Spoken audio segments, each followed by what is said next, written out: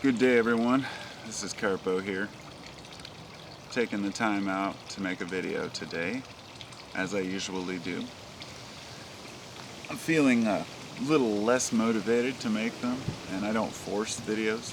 There's days where I usually post about one a day, but there's days when I post a bunch. It really depends on how fast my mind's running, what kind of things I discover, what I feel like sharing. And I've been thinking today about the home metaphor. The home, the place that we go where we feel safe. The place that we know is truly ours. A place where we always go back to. And we may go on a day trip and enjoy some new sights. And we come back home. We may go on a long vacation.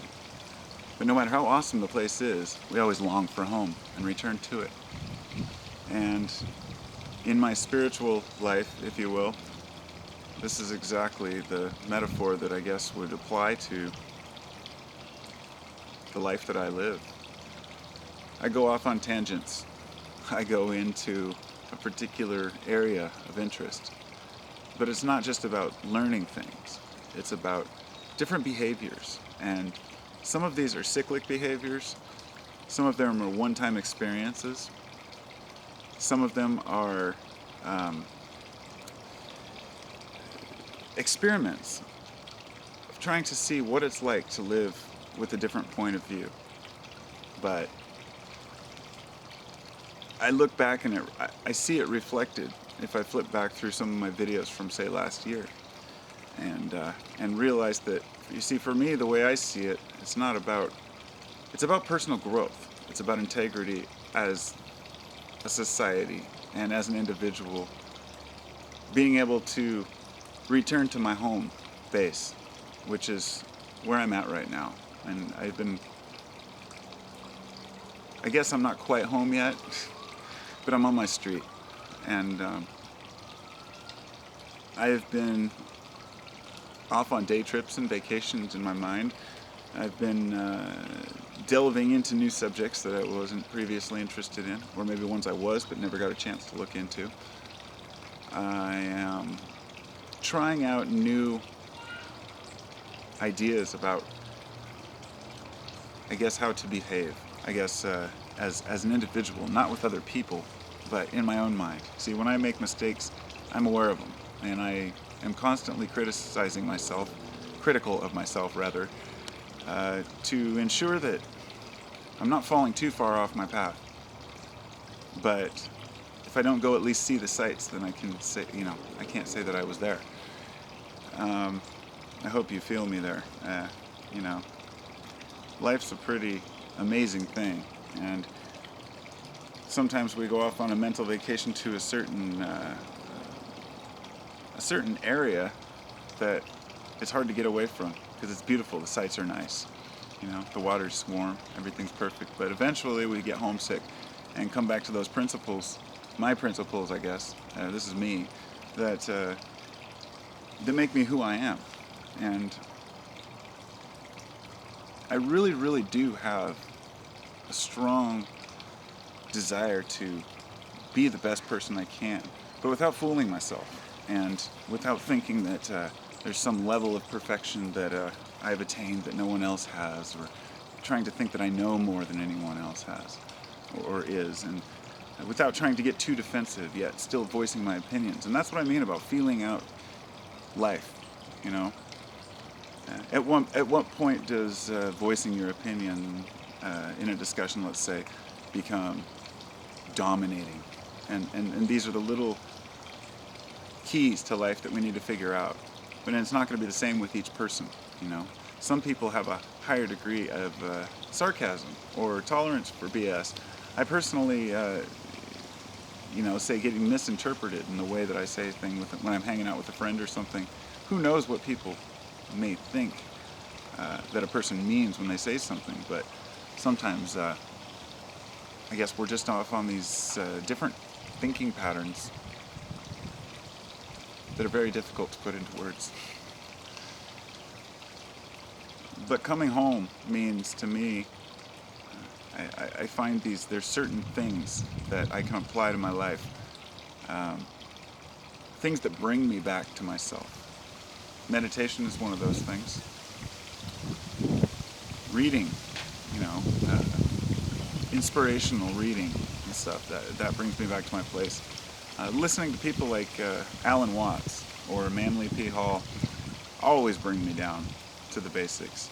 I could flip on any Manly Hall lecture. I have all of them, and I haven't listened to them because there's, thousands of hours in there, but I've listened to most of them, and no matter when I turn one on, it always comes back, brings me down to the level of remembering that we're all responsible, and we're all individuals, but we're all a collective. Each soul, each person is an atom, the spiritual atom within the whole. And it's easy to detach from society and move off in one direction, but when that direction becomes resistant, it's time to come back into the fold. There's no escaping reality that we live in, and there are millions of people out there screaming that they know all the answers to life, that they can tell you the best way to live, that they can tell you what you need to be spiritually fulfilled. Unfortunately, sometimes the tact is lacking in how people convey their message. And furthermore, there seems to be a lower threshold of respect for opposing views, which, especially in belief systems, opposing views shouldn't really exist. It should be more like different views. When two views oppose each other completely, then quite often it means that one is wrong and one is right, and that's just the way it is. So there are rights and wrongs. I've been misinterpreted by, because I have this idea that there is no black and white, there's no good and evil, there is no this and that. But in a dualist type society, we tend to see things not for what they are, but for what we think they should be. And along that way, it's easy to get wrapped up in assuming a lot of things. So coming back into the fold means, for me, remembering my true nature, even though that can't really be expressed too easily.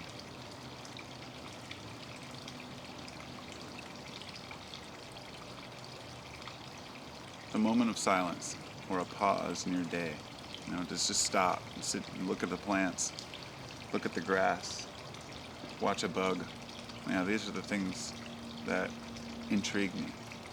And coming home and having my children say, "I love you," and hugging my wife and going on trips with my family and seeing good friends, those are the things that make me truly happy. So no matter which direction I go, I always come back to these basics. It's all about family. It's all about growth and developing an integrity without an illusion that you're going to be perfect all the time. We all have a degree of immaturity in us, and we learn to harness that immaturity. Yet, at the same time, there are folks who are so concerned with appearing mature that they forget what it's like to have a childlike mind. It's become a bad thing to think childish. People tell us to grow up. You need to grow up. You need to do this. He finally grew up and went to school and got a job, and he finally grew up and got his shit together.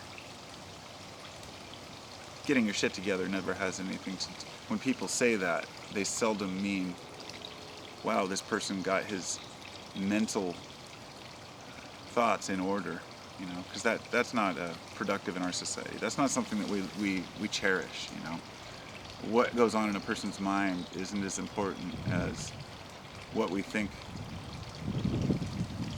they are and what their actions actually show but often the actions aren't the result of the actual person's feeling. They're doing things out of guilt, or they're doing things out of spite, or they're doing things out of a responsibility, yet not really doing them because they want to. But not everything we do, we want to do, and that's the way it is.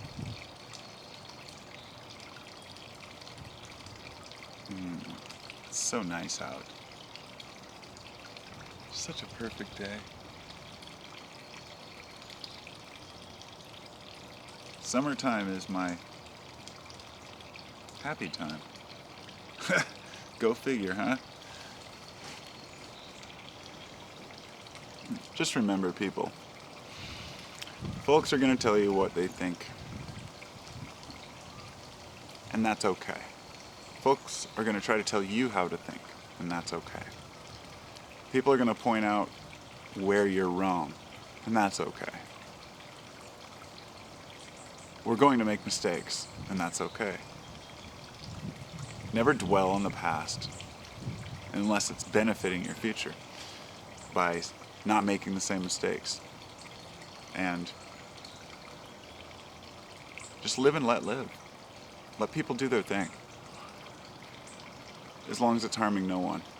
And that's really the key I see, is a lot of people attack ideas. Now, ideas aren't necessarily threatening, but to some they are. If you attack a person who does something bad,